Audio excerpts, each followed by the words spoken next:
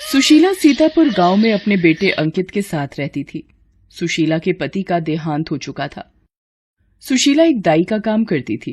गांव में गरीब घरों की बहू बेटियां जो डिलीवरी के लिए हॉस्पिटल नहीं जा पाते थे, उनके घर में ही सुशीला की मदद से बच्चे की डिलीवरी हो जाती थी। सुशीला बहुत ही समझदार दाई थी। गांव की औरतें उस पर बहुत विश्वास करती थी। एक दिन, अरे सुशीला दाई, जल्दी चलो सुमित्रा के घर। रुको, मैं अपना थैला उठा लूं। अरे रामू भैया, अंकित स्कूल से आएगा तो उसे बोल दोगे जरा, मैं सुमित्रा के घर जा रही हूँ। रोटी चटनी बनाकर रखी है, आएगा तो खा लेगा। ठीक है सुशीला बहन, बोल दूंगा। सुशीला पड़ोस के रामू को बोलकर सुमित्रा के घर चली गई।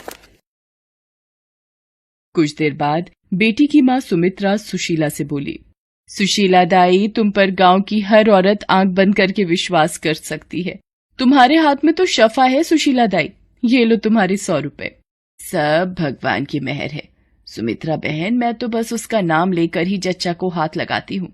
गांव के गरीब घर कभी 50 कभी 100 रुपए सुशीला को अपनी मर्जी से पकड़ा देते थे। सुशीला उसमें ही खुश हो जाती थी। उसने कभी भी अपनी गरीबी को अपनी कमजोरी नहीं समझा। अरे अंकित बेटा, तू आ गया स्कूल से? चटनी रोटी खा ली थी बेटा? हाँ माँ, मैंने खा लिया। माँ ये लो पानी पी लो, आप भी तो काम से थक कर आई हो। मैंने आपके लिए 1 रोटी बचा दी, मुझे 1 रोटी की ही भूख थी। मेरा लाल, मेरा बच्चा, तू मेरा कितना ख्याल रखता है। सुशीला और अंकित दोनों माँ बेटे अपनी छोटी सी दुनिया में खुश थे। धीरे धीरे वक्त ने करवट ली। अब अंकित बड़ा हो चुका था। गांव में ही रहकर अंकित ने शहर के प्राइवेट कॉलेज से अच्छे नंबर से ग्रेजुएशन की डिग्री प्राप्त की थी। सुशीला अब उम्र के साथ बूढ़ी हो चली थी, आंखें भी कमजोर हो गई थी। इसलिए अब सुशीला ने कुछ साल पहले दाई का काम छोड़ दिया था। सुशीला ने गांव छोड़ दिया था। अब वो और अंकित शहर में किराए के मकान में रहते थे। अंकित बेटा, ये ले, तेरे लिए भिंडी की सब्जी और रोटी बना दी है, ये तेरा खाने का डिब्बा। माँ, तुम मेरा कितना ख्याल रखती हो, अपनी सेहत का भी ध्यान रखा करो। अंकित एक ऑफिस में 20,000 रुपए माह की नौकरी करता था, जिसमें से 8,000 घर का किराया और बिजली पानी अलग। बाकी जो थोड़े पैसे बचते वो घर के खर्च में लग जाते। एक दिन, देखो कल्पना, तुम मेरे बॉस की बेटी हो, वो कभी भी हमारी शादी को मंजूरी नहीं देंगे। नहीं अंकित, मैं तुमसे बहुत प्यार करती हूँ और सिर्फ तुम्ही से शादी करूंगी, वरना कुंवारी रहूंगी। कल्पना, मैं एक गरीब परिवार में पला बड़ा हूँ, जिंदगी के ऐशो आराम मैं तुम्हें नहीं दे पाऊंगा। मुझे कुछ नहीं सुनना अंकित, मैं बस तुमसे ही शादी करूंगी। जब ये बात कल्पना के पिता सुमेर चंद यानी कि अंकित के बॉस को पता चली तो उन्होंने साफ इनकार कर दिया। कल्पना, तुम्हारा दिमाग खराब हो गया है, तुम हमारे ऑफिस के एक मामूली वर्कर से शादी करना चाहती हो? अगर मेरी शादी अंकित से नहीं हुई तो मैं अपनी जान दे दूंगी पिताजी। इकलौती बेटी कल्पना की जिद के आगे सुमेर चंद कुछ नहीं कर सका और अंकित से कल्पना की शादी हो गई। शादी के बाद कल्पना अपनी ससुराल आती है। अंकित, ये पिताजी ने हमारे रूम के लिए एयर कंडीशनर भेज दिया है। वो मुझे एसी में सोने की आदत है ना। कल्पना, अभी मैं एसी का बिल नहीं दे सकता, अभी तुम ये अपने पापा को वापस भेज दो। अंकित, मेरे पापा ने ये एसी इतने प्यार से मुझे दिया है, मैं वापस नहीं भेजूंगी। अंकित कमरे से बाहर आ जाता है। अंकित बेटा, इसमें बहू की कोई गलती नहीं है, उसे इन सब चीजों की बचपन से आदत है। तू लगवा दे एसी अगर उसका मन है तो। अंकित मजबूर होकर एसी लगवा देता है। एक दिन, थैंक यू भैया, कितना बिल हुआ? जी 1280 रुपए। अंकित, आज संडे था तो ये मैंने खाने पीने की कुछ चीजें ऑर्डर की थी, 1280 रुपए देना, डिलीवरी बॉय को देना है। कल्पना, 1280 रुपए का खाना? पर आज तो माँ ने तुम्हारे लिए घर पर अपने हाथों से कचौड़ी आलू बना लिए थे ना। पर मुझे पिज्जा, बर्गर, कोक वगैरह का मन था, इसलिए मैंने ऑर्डर कर दिया। मैं माँ जी के हाथ का इतना ऑयली फूड नहीं खा सकती। कोई बात नहीं बहू, ये लो पैसे और उस लड़के को दे दो, वो कब से खड़ा है। अंकित बेटा, कोई बात नहीं, अब मंगा लिया तो गुस्सा मत हो बहू पर। कल्पना सारा दिन एसी चलाकर बैठती थी और आए दिन अंकित के पैसे खर्च करवाती रहती थी। एक दिन, क्या 10,000 रुपए? इतना बिजली का बिल? कल्पना, मैंने तुम्हें बोला था ना, सारा दिन एसी मत चलाकर बैठना, अब मैं कहाँ से बिल भरूंगा? अरे तुम चिंता क्यों कर रहे हो, मैं अभी पापा को फोन मिलाऊंगी, वो जितने मांगू उतने पैसे भेज देंगे। खबरदार अगर उन्हें एक भी फोन किया, मैंने तुम्हें पहले ही कहा था, मैं तुम्हारी फरमाइशें पूरी नहीं कर पाऊंगा। अंकित, ये क्या तरीका है बहू से बात करने का?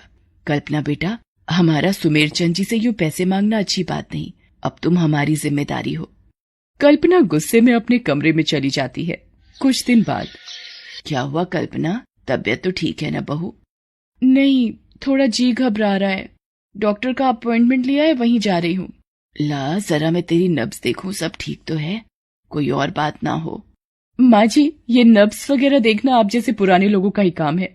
मैं डॉक्टर के पास जा रही हूँ। अंकित, मुझे 2000 रुपए दो जरा। सुशीला अंकित को इशारे से चुप करा देती है। अंकित कल्पना को 2000 रुपए दे देता है। कल्पना को पता चलता है कि वो माँ बनने वाली है। ये सुनकर सुशीला और अंकित भी बहुत खुश होते हैं। कल्पना अपने पिता सुमेर चंद से मिलने अपने मायके जाती है। कल्पना बेटी, अंकित बहुत ही मेहनती लड़का है। उसने मेरे आधे शेयर लेने से भी मना कर दिया। वो खुद कमाकर तुम्हें सारी खुशियां देना चाहता है। तुम्हारी सास भी बहुत नेक दिल है। अब तो माँ बनने वाली है, इसलिए खुश रहा कर। सुशीला हाथ खींचा होने पर भी कल्पना को खाने पीने की कोई कमी नहीं रखती थी। अपने बजट से बाहर अंकित भी पैसे खर्च कर देता था, पर कल्पना फिर भी खुश नहीं होती थी। जुलाई अगस्त का मानसून तेजी पर था। रोजाना मूसलाधार बारिश हो रही थी। एक दिन, अरे अंकित बेटा, बारिश तो रुकने का नाम ही नहीं ले रही है। रात के 11 बज रहे हैं। बिजली के शायद कहीं तारे टूटी हैं, तभी बहुत देर से लाइट गई हुई है। अंकित, मेरे पेट में बहुत दर्द हो रहा है, डॉक्टर को फोन मिलाओ। अंकित डॉक्टर को फोन मिलाता है, पर डॉक्टर उस वक्त शहर से बाहर गई हुई होती हैं। कल्पना, डॉक्टर शहर से बाहर गई हुई हैं। रुको, मैं पापा को फोन मिलाती हूँ। पापा, मेरी डॉक्टर शहर से बाहर गई हुई है। प्लीज किसी डॉक्टर का पता करो पापा, मेरा दर्द बर्दाश्त नहीं हो रहा। समय बीत रहा था। कल्पना सुशीला को हाथ तक नहीं लगाने दे रही थी। बारिश से सड़कें पानी से भरी हुई थी, तो कोई टैक्सी वाला भी नहीं आ रहा था। अंकित बेटा, कोई भी डॉक्टर अभी ड्यूटी पर नहीं है। रात के 1 बज रहे हैं, फिर भी मैं कोशिश करता हूँ। कोई भी कॉन्ट्रैक्ट मिल जाए तो। कल्पना बेटा, मुझे सिर्फ एक बार देखने दे। नहीं, मैं ऐसे हाथ नहीं लगाने दूंगी। कल्पना, मेरी माँ गांव में एक दाई रह चुकी हैं। तुम शायद नहीं जानती हो, गांव में कितने बच्चों को पहली किलकारी माँ की वजह से सकुशल सुनाई देती थी। माँ को अपने पास आने दो।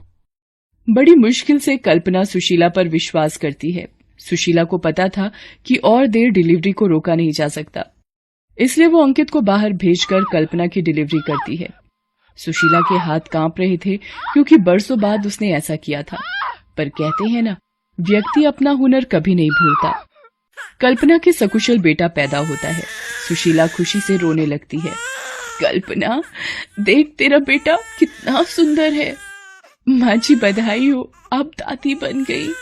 अंकित भी बेटे को देख खुशी से फूला नहीं समाता। तभी सुमेर चंद डॉक्टर को लेकर आ जाता है। पापा, आप नाना बन गए। सुशीला आंटी, आपने मुझे पहचाना? मैं वो कांता देवी की बड़ी बेटी मुस्कान। आपने ही मेरे भाई के वक्त माँ की डिलीवरी की थी जब हम गांव में थे। हाँ बेटी, मुझे याद है। उनका बच्चा पेट में उल्टा हो गया था। अब कैसा है तुम्हारा छोटा भाई?